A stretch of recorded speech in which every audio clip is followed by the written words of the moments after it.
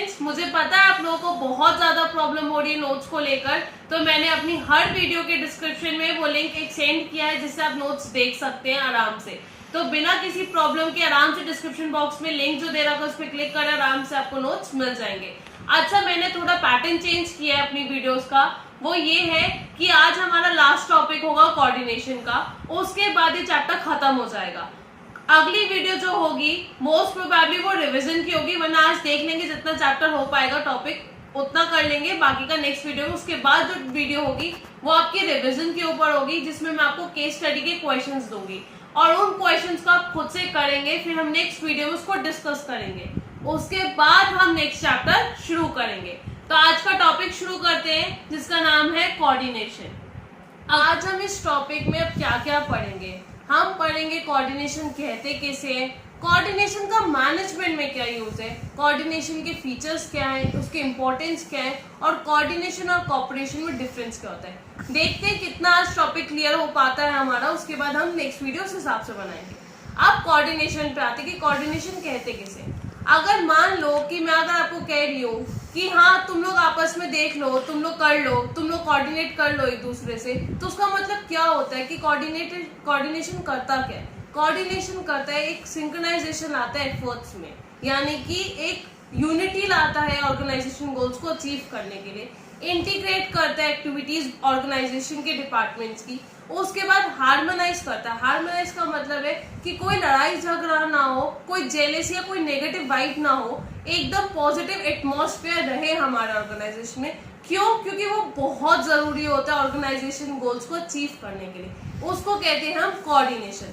Let's start with the notes now, कि हम एक बार पढ़ लेते हैं और साथ में एक्सप्लेनेशन भी देते रहते हैं कि कोऑर्डिनेशन होता क्या है, उसके फीचर्स क्या कहते हैं। कोऑर्डिनेशन क्या है? कोऑर्डिनेशन का मतलब ये है कि सिंक्रोनाइजेशन करना, ठीक है, कैसे?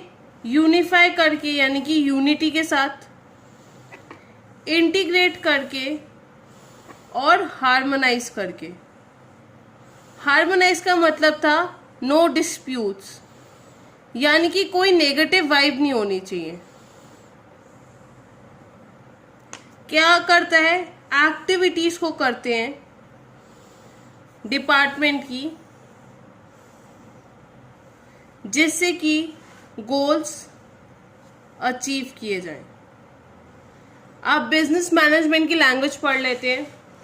Coordination means synchronising the efforts bye unifying, integrating and harmonising the activities of different departments and individuals for achievement of common objectives.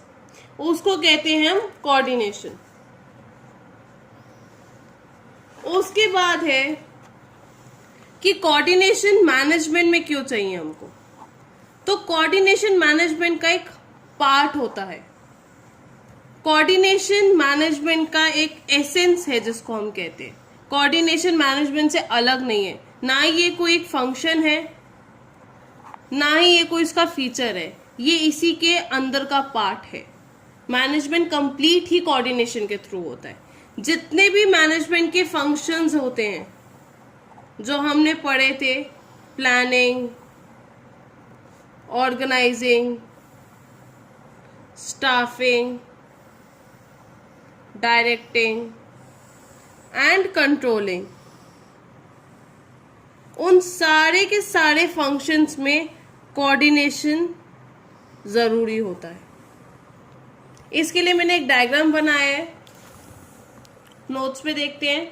It is not a separate function of management, it is the force that binds all other functions of management.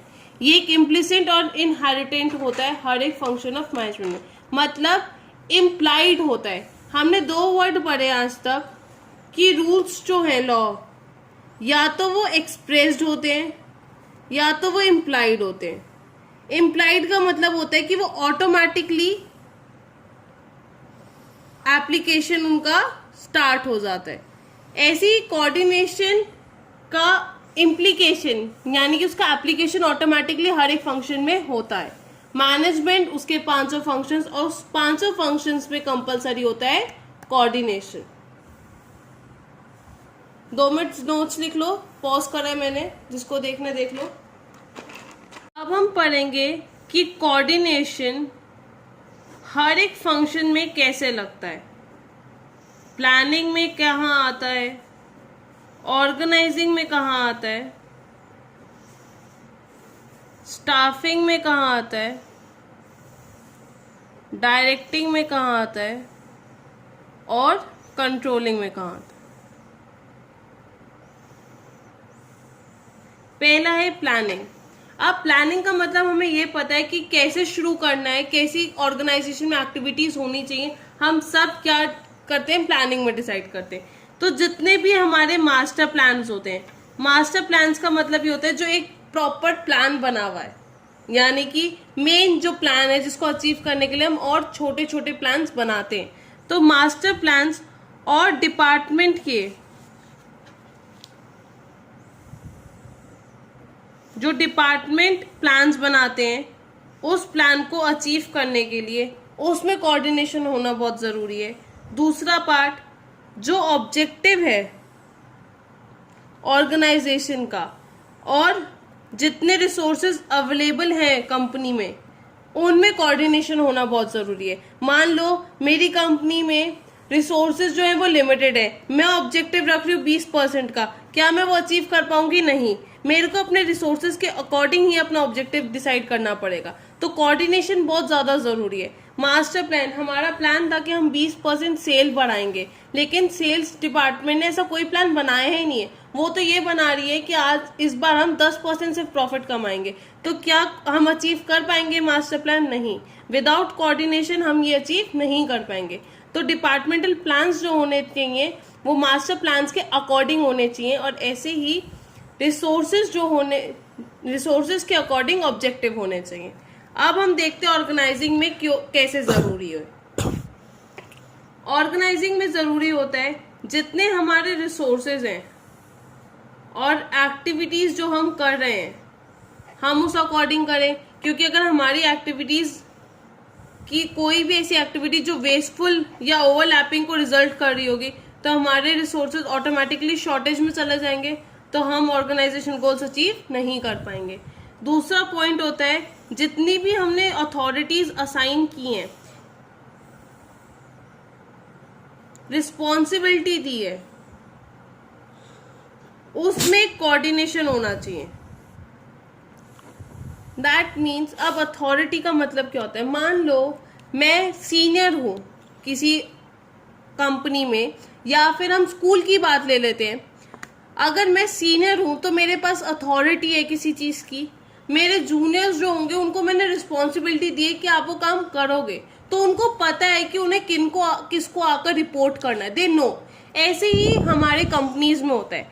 Top level management जो होते हैं वो authority पे होते हैं, managers हमारे, वो किसी अपने सबऑर्डिनेट को रिस्पॉन्सिबिलिटी दे देते हैं कि तुम मेरी जगह ये काम करके लाओगे। अब वो उसकी हेडेक होती है कि वो काम कैसे कंप्लीट करेगा, और फाइनली उसको किसको अकाउंटेबल होगा? वो मैनेजर को।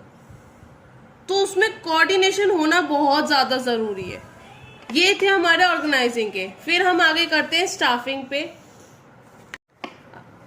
इसमें स्किल्ड वर्कर्स जो होते हैं और उनको जो जॉब्स असाइन की जाती है उसमें भी कोऑर्डिनेशन की ज़रूरत होती है। ऑब्वियसली बात है कि मैं पर्सन की क्वालिफिकेशन देखने के बाद ही उसको जॉब असाइन करूंगी। जब मेरे को पता है कि लोगों को थियोरेटिकल नॉलेज है लेकिन इसको प्रैक्टिकल एक्सपीरियंस नहीं है, तो मैं क्या उसको एकदम से हायर पोस्ट दे दूंगी? नहीं, मैं उसकी पहले ट्रेनिंग करवाऊंगी, उसके बाद मैं उसको हायर पोस्ट दूंगी। तो इसका मतलब ये होता है कि स्किल्ड वर्कर्स और उनको जो जॉब असाइन की जाती है हमें उसके बीच भी कोऑर्डिनेशन रखना कंपलसरी होता है।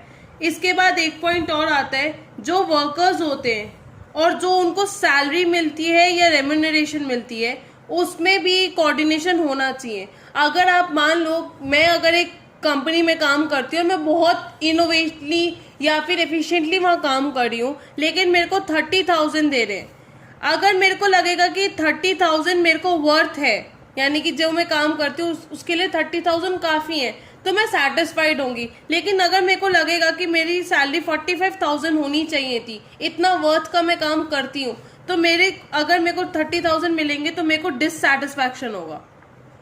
तो इसीलिए जो वर्कर्स होते हैं, जो उनको ड्यूटीज असाइन की जाती है और उनको जो सैलरी मिलती है उसमें भी कोऑर्डिनेशन होना चाहिए, यानी कि वर्थ सैलरी मिलनी ही चाहिए।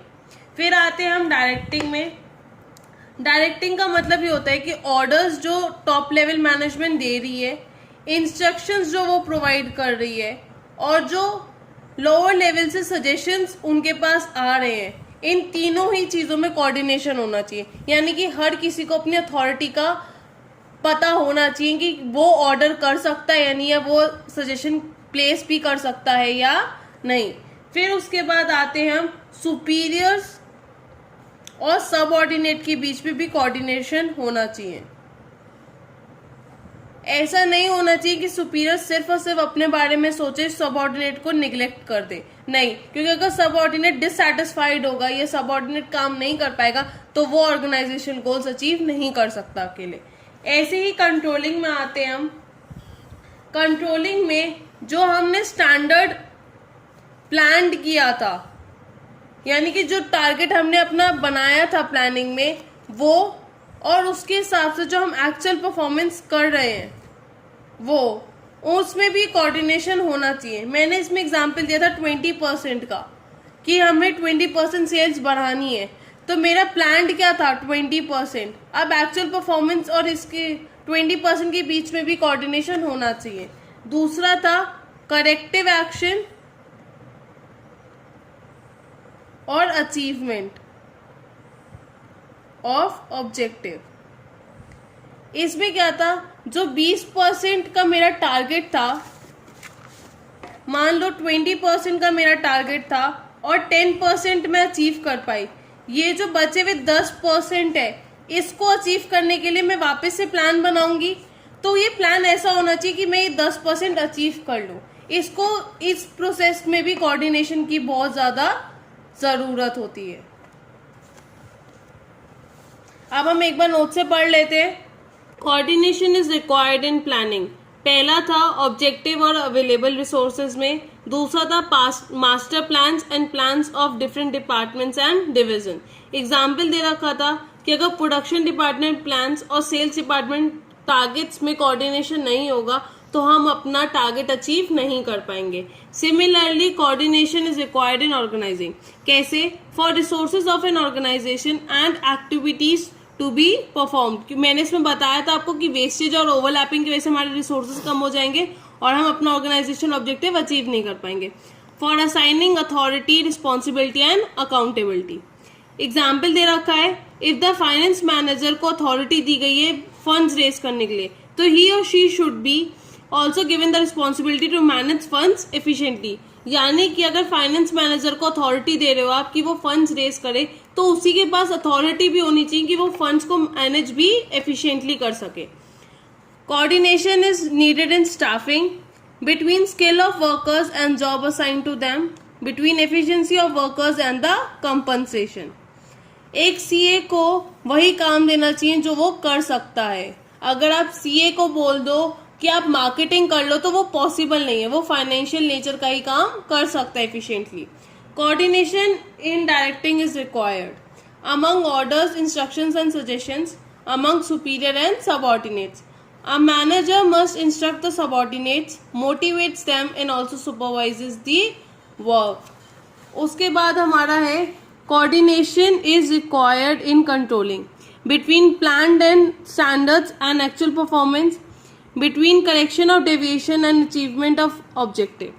इसमें एग्जाम्पल था कि अगर आपका टारगेट 100 यूनिट्स ऑफ आउटपुट का और आपने 80 यूनिट्स ऑफ आउटपुट बनाए हैं तो आप करेक्टिव एक्शन लोगे जिससे कि आप कंप्लीट 100 यूनिट्स ऑफ आउटपुट खत्म कर सको। अब आप एक बार नोट्स को देख लो, अच्छे से पॉज कर लो और लिख लो जिनको लिखना है।